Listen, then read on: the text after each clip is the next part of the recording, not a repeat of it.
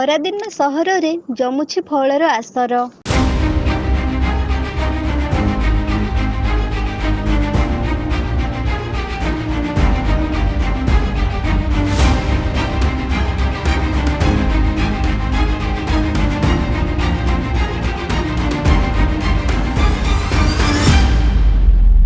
ଖରାଦିନେ ଫଳ ଖାଇବାକୁ ଛୋଟରୁ ବଡ଼ ପର୍ଯ୍ୟନ୍ତ ସମସ୍ତଙ୍କର ଆଗ୍ରହ ବଢ଼ିଥାଏ।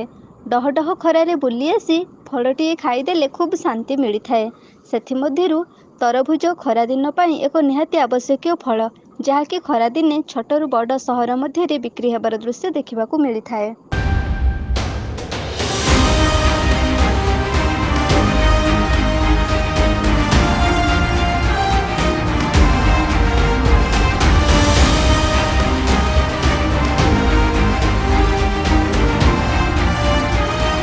କେନ୍ଦୁଝର ସହରରେ ଦେଖିବାକୁ ମିଳିଛି ଫଳର ଆସର।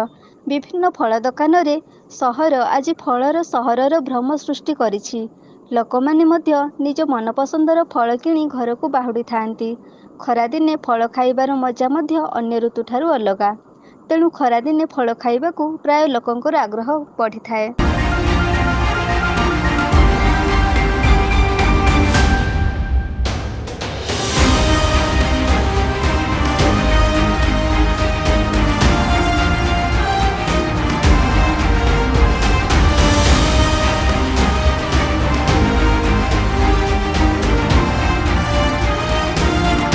ଗ୍ରୀଷ୍ମର ପ୍ରବାହ କେନ୍ଦୁଝର ସହରରେ ବଢ଼ିବାରେ ଲାଗିଛି।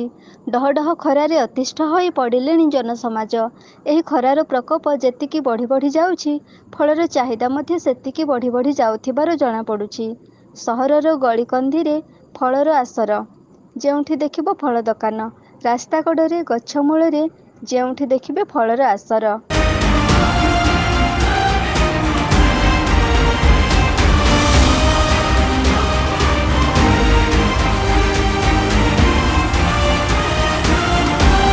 ଖରାଦିନେ ଫଳ ଖାଇବା ସ୍ୱାସ୍ଥ୍ୟ ପ୍ରତି ଖୁବ୍ ଉପକାରିତା ରହିଥିବା ଯୋଗୁଁ ଫଳର ଚାହିଦା ଅନ୍ୟ ଦିନ ଅପେକ୍ଷା ଖରାଦିନେ ଅଧିକ ରହିଥାଏ। ତା ସହିତ ଖରାଦିନେ ଭିନ୍ନ ଭିନ୍ନ ଫଳ ମଧ୍ୟ ମିଳିଥାଏ, ଯାହାଫଳରେ ଫଳକୁ ଲୋକମାନେ ଖୁବ୍ ଆଗ୍ରହ କରିଥାନ୍ତି।